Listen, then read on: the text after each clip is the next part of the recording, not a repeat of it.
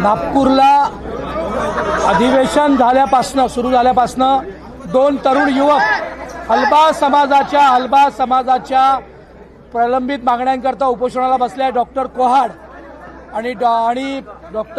आणि जगदीश खापेकर. माझी सरकारला विनंती आहे की एक 2 ओळीची शिफारस हलबी समाजाकरता केंद्र सरकारला पाठवायची आहे.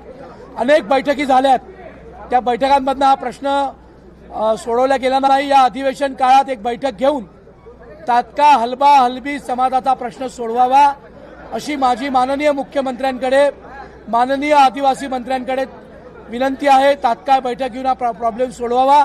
कारण 2 युवक गेले 5 दिवसापासून उपोषणाला बसले आहेत. त्या समाजाचे शिक्षित, विणकर समाजाचे शिक्षित लोक प्रचंड त्रासात आहेत. त्यांच्या नोकऱ्या चालल्या आहेत. त्यांच्या केंद्र सरकारच्या विभागातल्या, राज्य सरकारच्या विभागातल्या अनेक लोकांना आत्महत्या करण्याची पाळी येते आहे आणि त्यांच्यावर हा अन्याय होतोय. कारण कायद्याप्रमाणे सुप्रीम कोर्ट, हायकोर्टाने त्यांच्या बाजूने निर्णय दिले आहेत.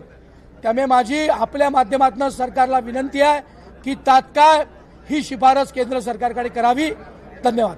भाऊ, नाही जर सरकार तुमचंच आहे आणि भाजपचे तुम्ही आमदार आहे आणि तुमच्या मतदारसंघात मोठा हलबांचा मतदार आहे, अशा वेळी हा प्रश्न जर सुटला नाही तर तुम्ही काय राजीनामा देणार? सभागृहात पूर्ण प्रयत्न करणार.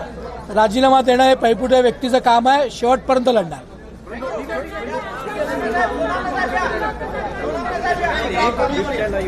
बिबट्या